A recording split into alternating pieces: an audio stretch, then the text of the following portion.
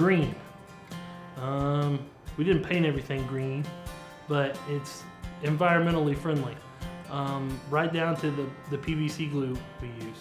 It uses low VOCs, and so it's a little more environmentally friendly. Everything we have incorporated into this building for this project is very environmentally friendly. We reused and retrofitted the old fixtures so as to keep them out of the landfill or from not being used again. We retrofitted the toilets with what's called a dual flush.